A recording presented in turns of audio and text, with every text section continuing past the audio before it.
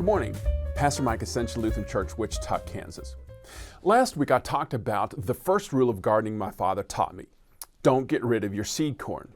This week I want us to think about his second rule of gardening.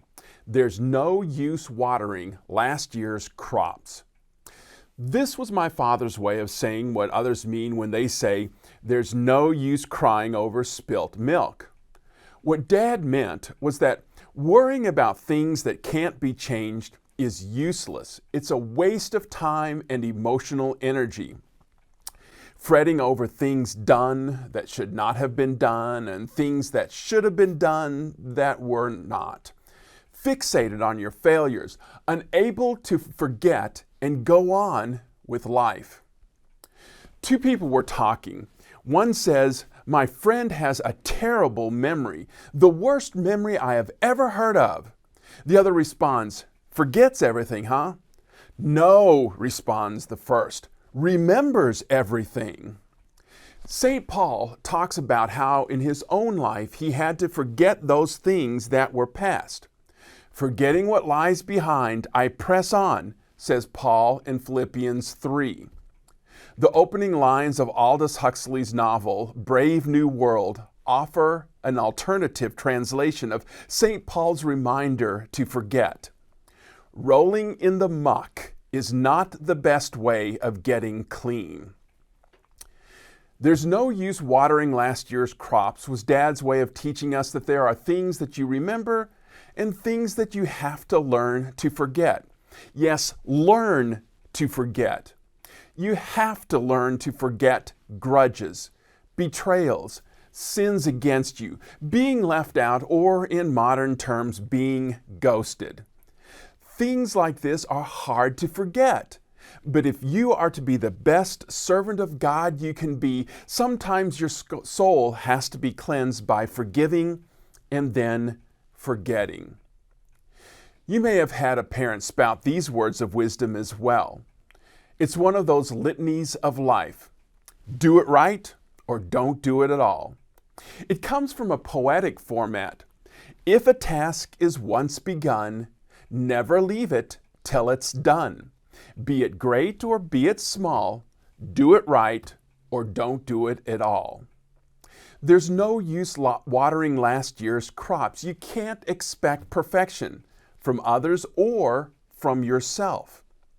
Dad knew that whatever I did, even when it was most right, would also have some wrong in it. He knew everyone's grasp exceeded their gain. Or in words that I've grown to cherish, starting a garden is the beginning of making a series of mistakes. That's why it's so comforting that there are stories about weeds in the Bible.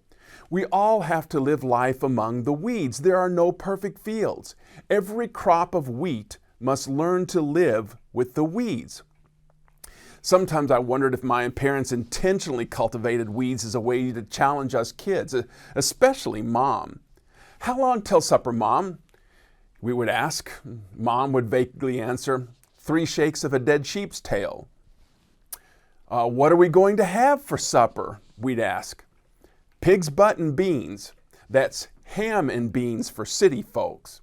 Then she'd laugh to herself knowing that us kids were scandalized.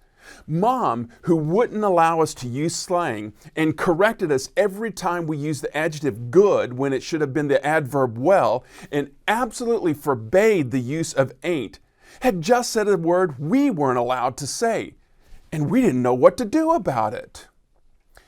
But learning to live with the weeds is not the same thing as substituting them for crops. When one lives off a crop of weeds, when one constantly waters last year's crops, one becomes the kind of Christian Dad used to complain about.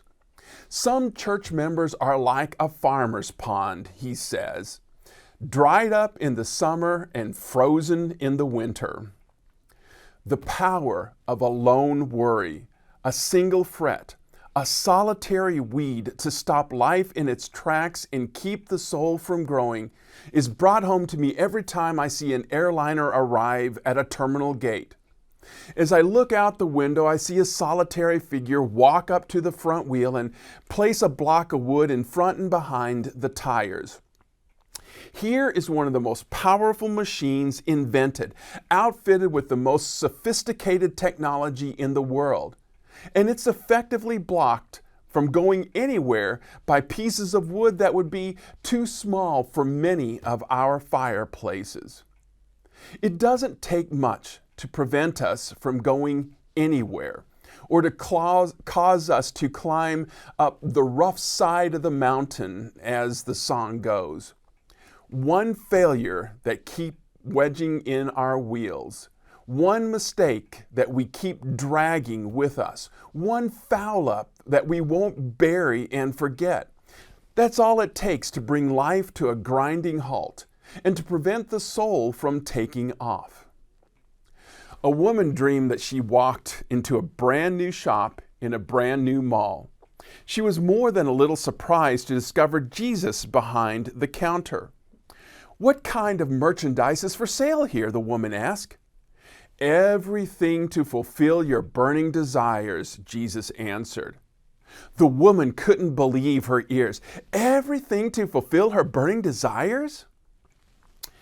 After thinking it over, she decided to ask for only the very best things that any human being could passionately desire. "I would like to have peace of mind and love and freedom from fear and genuine happiness," she finally said. Then added, "And not just for me, but for the whole world, for everyone on the face of the earth." Jesus smiled. "Perhaps you are misunderstanding," he said. "We don't sell fruits here. We only sell seeds." May God grant you a blessed day, and please don't water last year's crops.